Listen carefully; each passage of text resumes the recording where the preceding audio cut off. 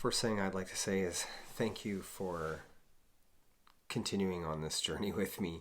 I know the podcast episodes don't line up correctly as they should with a timeline or a time frame, I should say. And that's because I don't really work like that.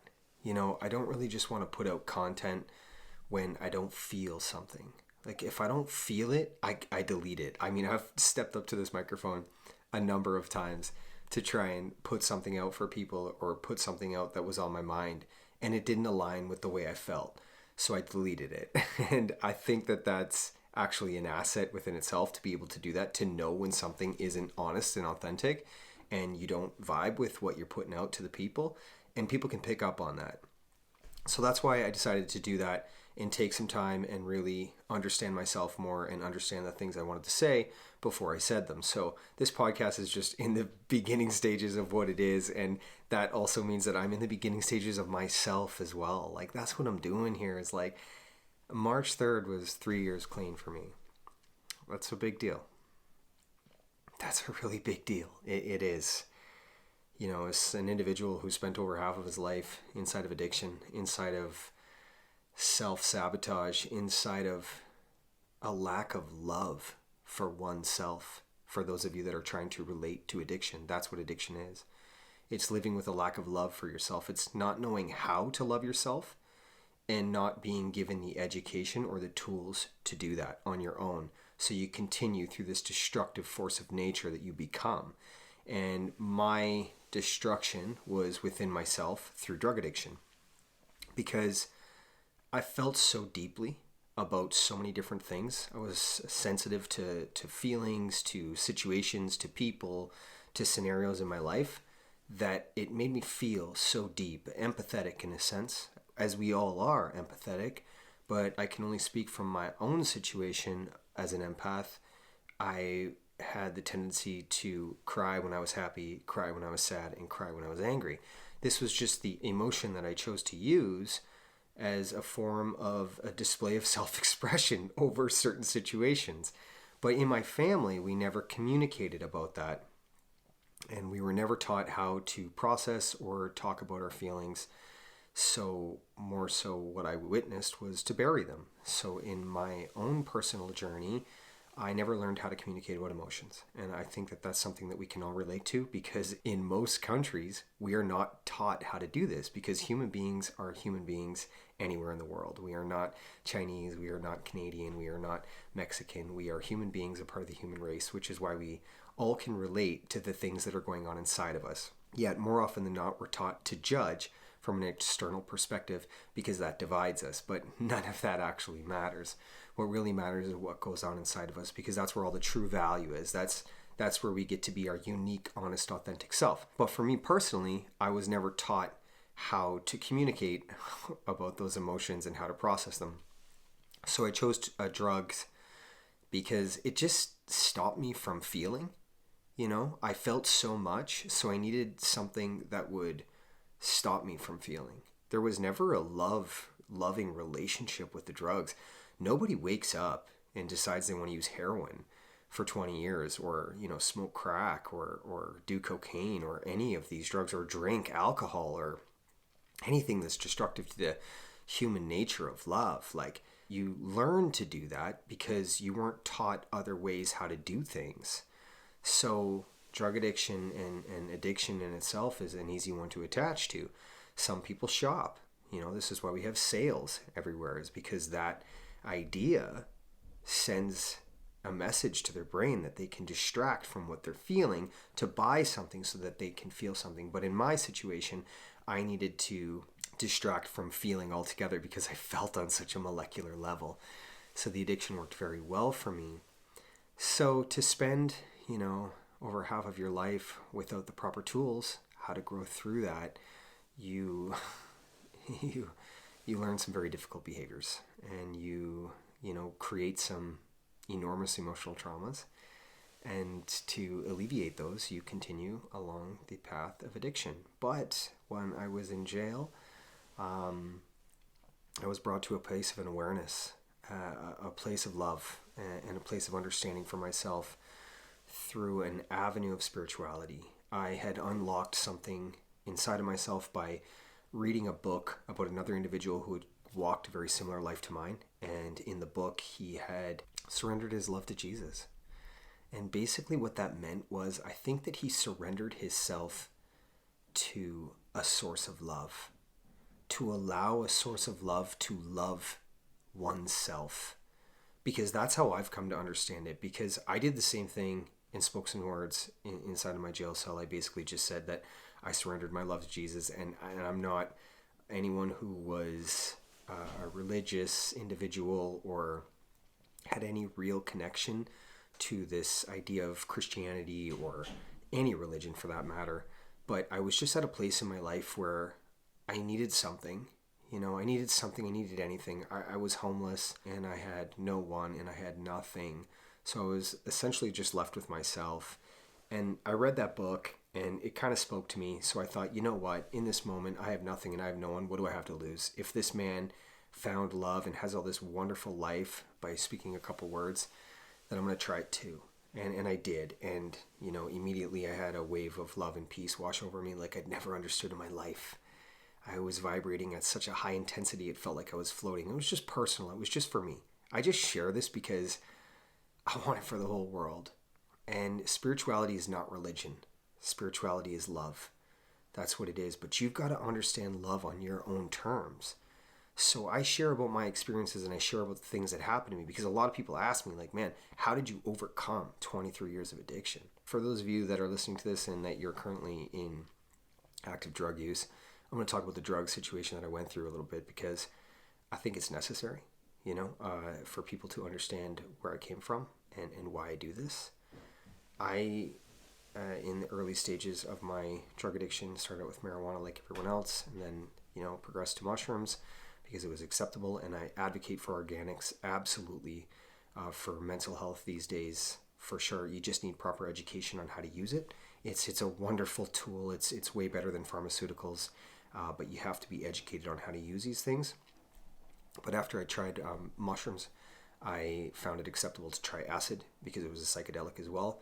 And it expanded my mind in ways that I enjoyed, but I needed more because it was within the expansion of mind that I wasn't looking for that. I was looking for a way not to feel. So I progressed to cocaine, which made me feel many different things within inside myself.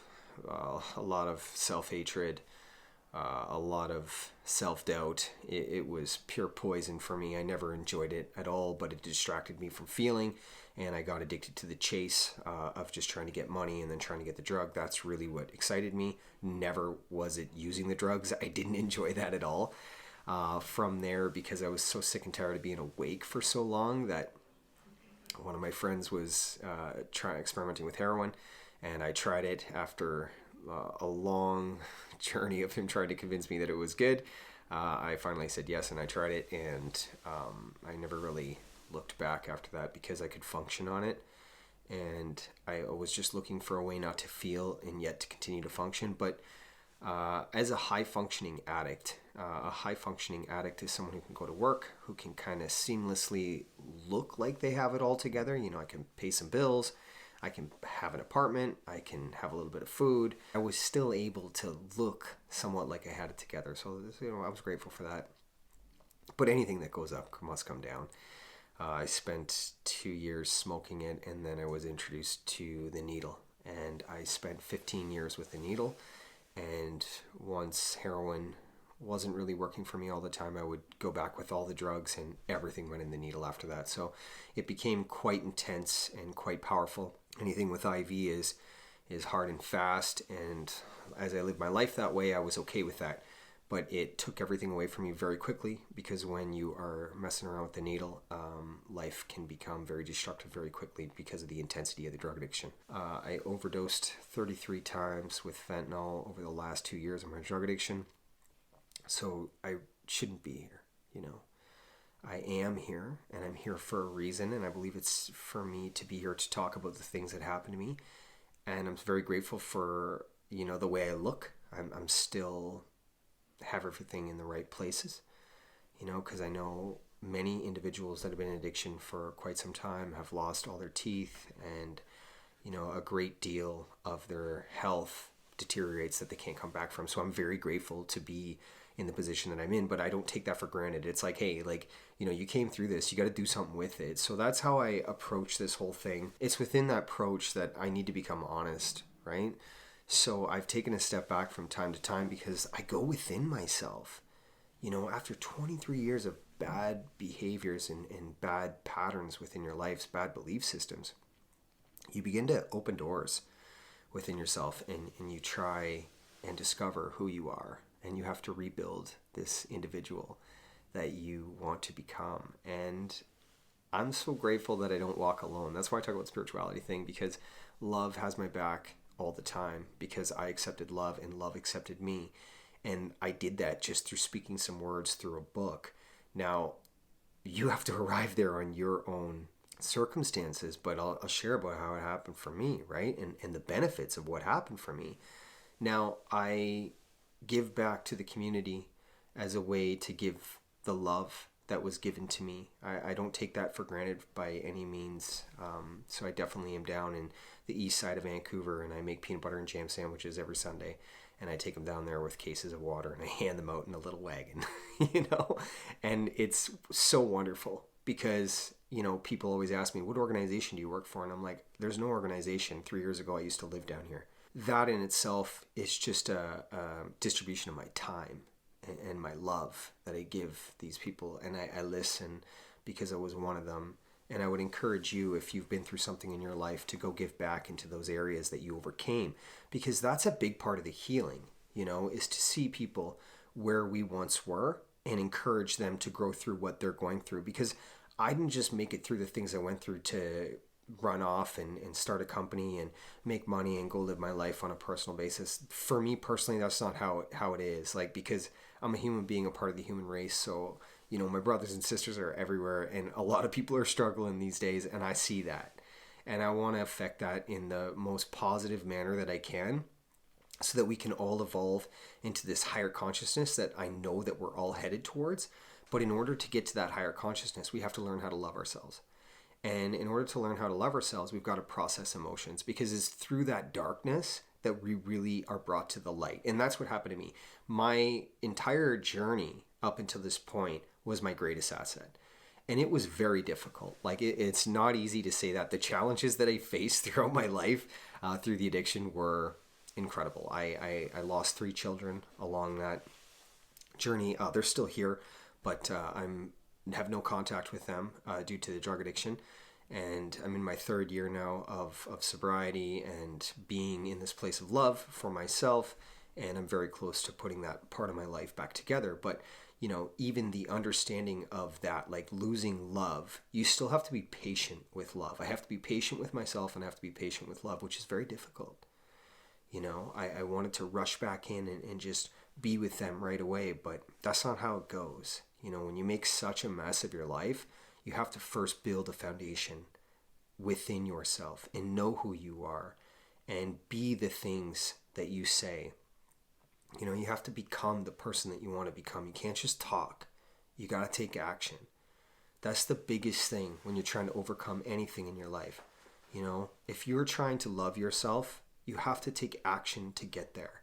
Self-love and self-care means being a witness of your thoughts, because your thoughts become your reality. So if you're constantly down on yourself and beating yourself up for not learning a lesson and repeating the same lesson over and over, take a step back. And rather than beat yourself up, you need to look at life as education. And where you saw your mistakes, just be better on the next one. There's no point in putting yourself down all the time. That just leaves you in a darker space, Celebrate the little things. Celebrate the little milestones, the positives that you overcome, and really shift your perspective and focus on the positives. For me, trying something new, like speaking those words out of that book, like that was totally new for me. Somebody asked me, they said, do you think that you would have overcome your addiction without speaking those words and accepting spirituality? To be honest with you, I don't think I would have. Just because I walk with it as it's one with me. This spirituality, this love. It's a connection to everything and everyone within yourself. It's like this source, like this infinite source of wisdom, of love, of understanding, of connection. Like, it's so much more than this idea we've been led to believe is life.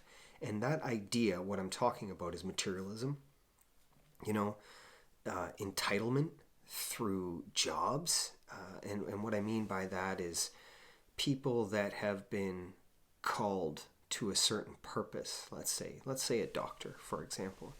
You're called to that job. It's not an easy job. It's a purpose in life.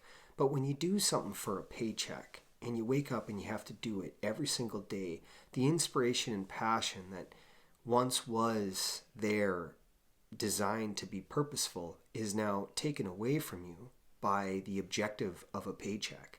You're so overworked and underpaid, and that's the value. The value comes through the paycheck that you kind of just forget why you got into it. And that's why a lot of people lose inspiration and passion for what they do.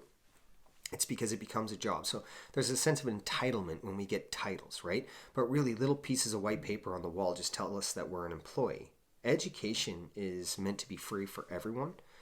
It would really constitute a much higher consciousness of humanity if we were all encouraged to be educated. But there is reason as to why we are not all encouraged to be educated, and that is because if you don't have the education, you don't have the information. If you don't have the information, you're going to listen to the people that do. And that's very frustrating for me to understand and appreciate and to accept, because it's very difficult to appreciate a society that doesn't want to work together, and we don't think of equality before anything else. So that's really why I do this podcast, is like, I share from my personal situation of going through an extremely dark time in my life, which we can all relate to. Everyone's darkness is their own darkness. There's no comparison. Nobody's journey is worse than another individual's, because your journey is unique for yourself. So whatever you're here going through is what you're here to learn. And when you learn the lessons and you break free from the fear and the anxiety and stress that holds you back in the past from your emotional traumas, and you process that, you're brought to the present moment.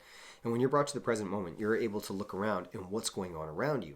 And you can see how heavily embedded inequality is. And for me, when I don't see people from China or from Mexico or Japan, I see human beings, part of the human race. Well, now the whole world affects myself, because we can't evolve into a higher consciousness until everyone in the world is processing emotions and living in the present moment. So that's why I do this, because I just want to encourage you to understand the importance of processing emotions. And hey, I've had my challenges in my life. Like I speak about my kids because that was a very difficult one for me. But for years, I let that hold me back. I didn't process it, and I attached to using drugs as a means of not feeling anything about it. But it only pushed me further down. Now, I talk about drug addiction, but your addiction may be shopping. It may be eating. Because let's be real, people that are overweight have an emotional trauma happening. It's not because they enjoy eating all the time. They eat because they're trying to feel something, or they're trying not to feel something. So we can all kind of associate. Same with video games. People play video games to distract themselves from the reality that's going on in and around them. Once they get into the video game, it's a virtual reality that they don't have to focus on the things that are happening in their life. So we can really kind of all associate to this thing called addiction, or this thing called distraction. I prefer to call it distraction because that's what it is. Addiction is just the method that becomes, once we consume too much of the distraction, it becomes an addiction. And now you're stuck inside of the addiction, which is even better for those people that are trying to distract, because now you can only focus on the addiction. And generally that's a result of emotional traumas. And emotional traumas don't have to be physical or sexual abuse. They can be neglect, or personally for myself, it was an inability to communicate about how I felt, which is pretty common for many people. So that emotional trauma is why I share about it, because it's something just as easy as that. It's whatever's traumatic to the human that the human doesn't process and has a great deal of emotion attached to. That's an emotional trauma. So I would really encourage you to go within yourself and observe yourself. Get deep, depth. Depth is such a beautiful thing. I mean, it's not something we talk too much about because so many people are okay with surface level conversations. I don't believe they're okay with it, to be honest with you. I think it's just a normal practice of life because people don't want to become vulnerable. They don't want to open themselves up for fear of judgment. But I'm going to tell you something. if you're trying to grow, vulnerability is everything. It allows you to speak your truth without any fear of judgment. You've got to really take that back into your own life and understand that there's 8 billion people on the planet. If the little circle of people that you have come to know as your friends are judging you based on the things that hold you back, you need a new circle of friends. And there might be a period of loneliness that comes within this journey of self-discovery because the people that you thought you knew are actually not there for you. Then just sit with that loneliness, because it's a beautiful time to just really reflect on yourself and the people around you. And don't worry about being accepted, because you're going to accept yourself. And once you accept yourself, you don't need nobody.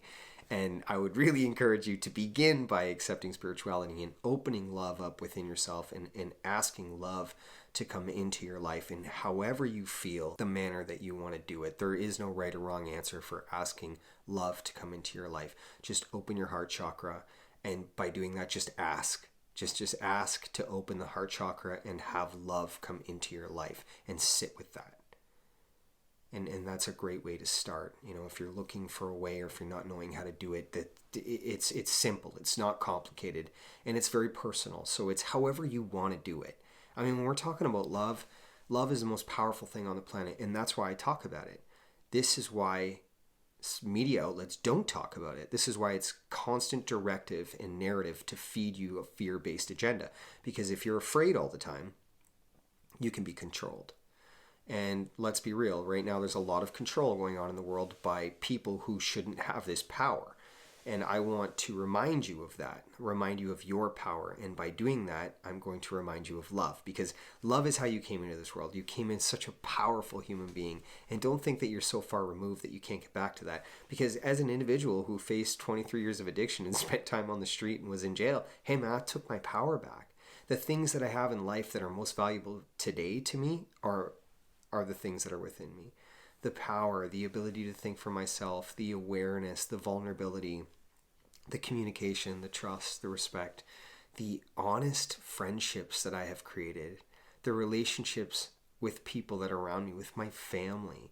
Like my family and I, we were not good for quite some time because I was very difficult. You know, I was an addict, right? So I constantly beat my mother down for money, and she constantly gave it to me.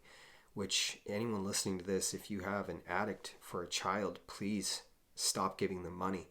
It wasn't until my mother stopped giving me money that I was really able to hit the lowest point that I needed to hit in my life, and it brought me to the light. As long as somebody's there enabling your journey, you're never really going to get over it, because somebody's always feeding you to feed the addiction. Of course you care for them, of course you love them, and you don't want your son, child, family member out there suffering on the street, but the suffering has to happen because it's their suffering. It's not yours. You choose to suffer along with them because you think it's the best thing for them, but it isn't. I'm here to tell you that. And my family and I have all come to an agreement that we will share about my journey very honestly and very openly, because we want to help other people. I mean, you don't take 23 years and not learn something, right? Like, we were in Earth School, all of us, and we learned a great deal of challenging lessons.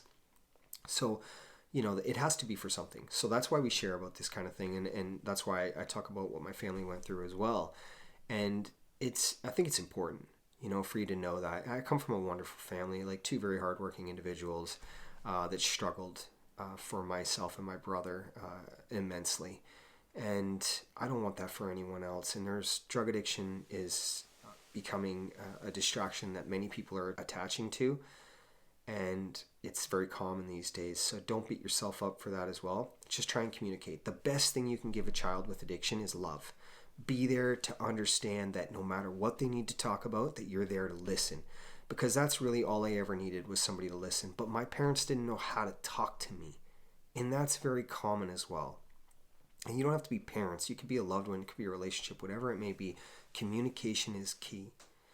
But it takes 2 to communicate. So if the other individual is not willing to communicate, you have to give yourself space until that individual is ready to see correctly within themselves. And you'll know. You'll be able to hear the words, and you'll know. You'll be able to pick up on it. Use your intuition. Think from your heart mind. Please don't think from your mind when you're listening to a conversation from an addict, because addicts are very good at manipulating to get what they want. But if you listen to your heart when you're listening to an individual that's going through addiction, your heart will tell you whether it's true or not. And that's a big thing. I don't think we listen to our heart enough. I've practiced a great deal listening from my heart. And the reason I've taken these few weeks off here is because I've really been growing that within myself, this ability to speak and think from my heart. And it's not easy.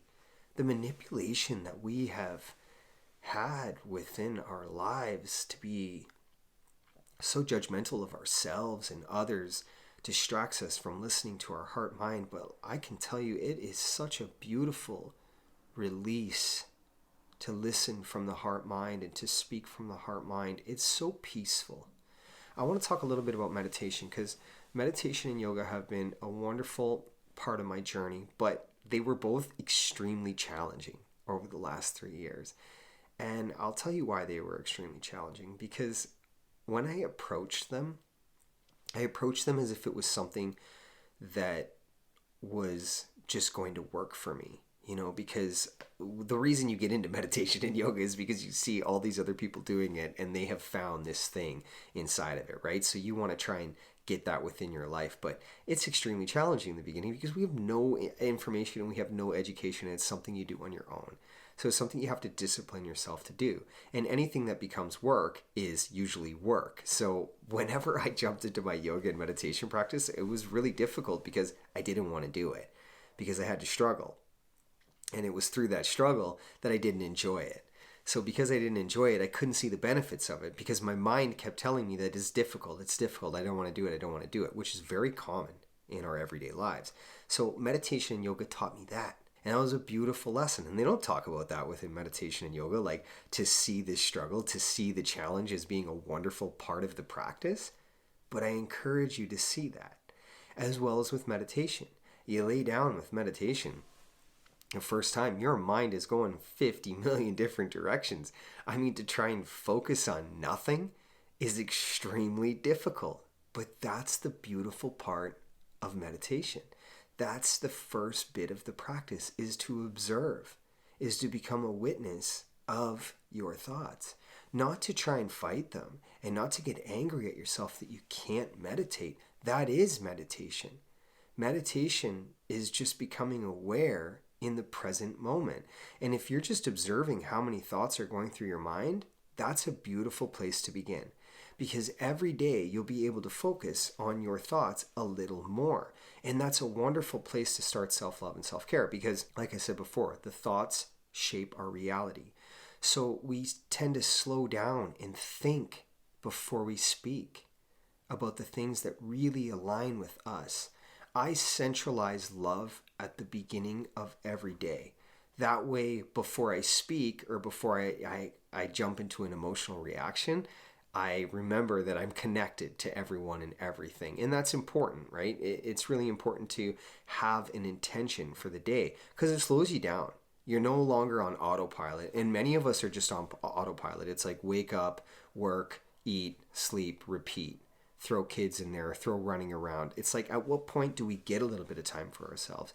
But you've really got to discipline yourself to have at least 30 minutes of your day for you. And that's another wonderful thing that I learned about meditation and yoga that really helped me. After I tried so many times, I just learned every time that I didn't get it, I learned something new, so that when I practiced the next time, hey, I took that little piece of education and I applied it into the next attempt, just like in my life, with my thoughts and looking at life as education. When I stepped up for the practice of yoga, I looked at yoga as being my time. Like it was a time for me to understand my body, to appreciate my body. I mean, my body carries me throughout the day, every day. It's the vessel that gets me around and lets me get things done, right? But if I don't appreciate that body by taking a few minutes to stretch it out, of course the stretching is difficult because we haven't been taught how to do it. And it's not valued. So every time I was stretching something, I went slow. I started out with the beginner episodes. I currently personally listen to Breathe and Flow on YouTube. You can check them out. They've got wonderful beginning programs, and they're super calm, they're super chill, and they just teach in a very adaptable manner. So that's how it began with me. But then I started to really absorb the benefits of stretching, and I started to think like, okay, man, This isn't yoga. This is 30 minutes for myself, right? And what am I doing within these 30 minutes? I'm learning about parts of me that need to be stretched out because I'm not taking care of those parts of my body. And I enjoy that. I enjoy taking and learning about my body and growing with my body because I'm one with it. I'm not better than it. That's something you come to observe. What the food you're starting to put into the body, you start to appreciate everything a little more. I quit smoking because I didn't want to affect my body in a poor manner anymore. It just didn't align with me.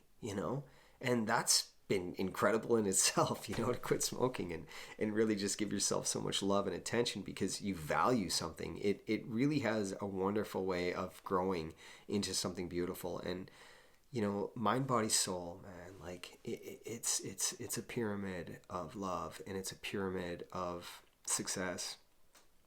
And success is defined by what's going on inside of you, not external from you. I don't care how big your bank account is. I don't care how many houses you got or cars or jobs or whatever this is.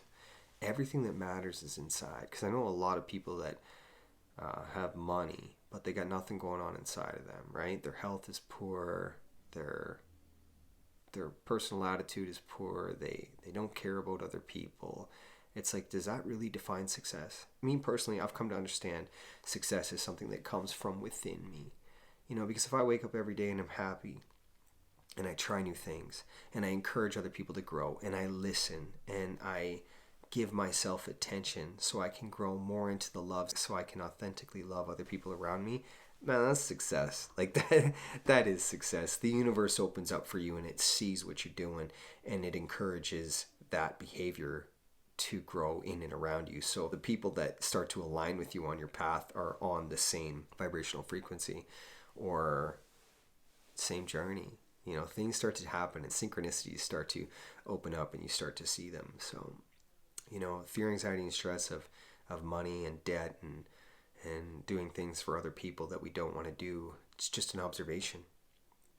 And it's a choice. Like, you have the choice to give those moments and emotions energy, and they can grow or they can become nothing because you begin to address the things that hold you back rather than distracting from what's really going on within. And that's the greatest gift that I've received is just being able to try something new. That's why I quit drugs, because I tried something new, and I'm so grateful for that. And I would encourage you to do that every single day. And it only has to start with one small thing, right? Like, don't have to look at the big picture all the time, because the big picture is made up of small moments and small milestones. And it's just a wonderful thing to be a part of. Like, this thing called life is just so beautiful. The connection to self and the connection to everyone and everything is just really magical. And I'm grateful for everyone who listens to my stuff. And I'm growing, man. Like, I'm just growing. And I'm going to get better at this. And just because I'm growing, because I go within myself, and I'm really creating a foundation that wherever I'm trying to get to, whenever I get there, I'm balanced. I've got harmony within me, and I'm standing on a firm foundation because it's one I built. It's one I put work in. It's one I discipline myself to achieve. And that's a beautiful part of life, discipline. Like, really just achieving milestones on your own terms and on your own time. Like, discipline yourself, man. You want something, get it. Like, get it. I don't use drugs today, not because I'm in recovery, but because I choose not to. I chose to address the emotional traumas that had me attached to the addiction, to distract from myself. That's what addiction is. It's just an obligation to distract from the things that are holding us back in the past. You don't have to do drugs to associate with that. Many people won't, but I would encourage you to address the emotional traumas that held you back, and grow through it, because it already happened. You don't have to be afraid of it. You can't change it. So the things you can't change, you have to accept. But you can process. You can learn from it. You can look at your emotional traumas as education that was there to help you grow through something or into something. Because the darkness is what brings you to the light. It's just a matter of perspective. Don't be afraid of it, and don't get caught up inside of it. Because if you just see through the eyes of negativity, you will live in a negative world. If you choose to find the positives, you will, in fact, live in a positive world no matter what your situation is. Just live with love and grow with love and come together. It's a big thing I'm going to be talking about is coming together. And I'm going to help with other avenues how to arrive at this place of love. There's one of my friends does quantum healing, and I'm going to talk about that.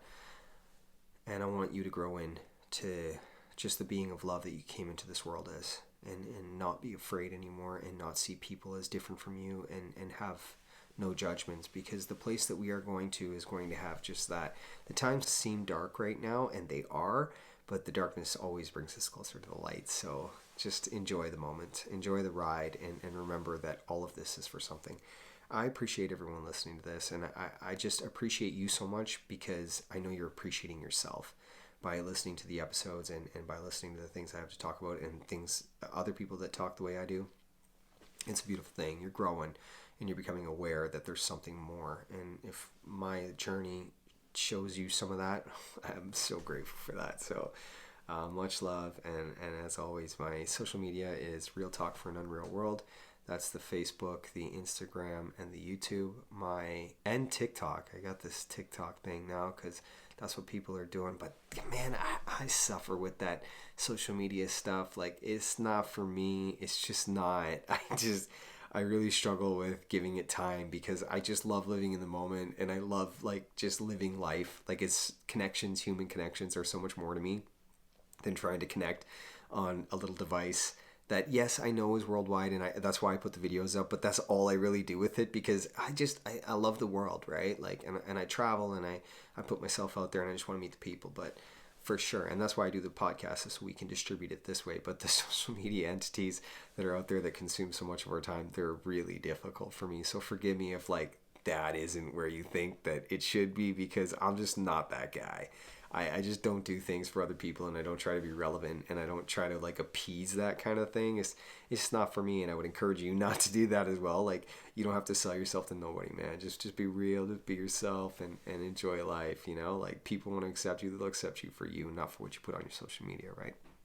So, my Twitter is realtalk4unreal. My email is realtalkforanunrealworld@gmail.com. Hit me up, you got questions. Like, if you're on a journey and you're trying to get through something, you know somebody who's got addiction or mental health, I mean, I'm here. I listen. This is what I do. My journey's for something. I'm for something.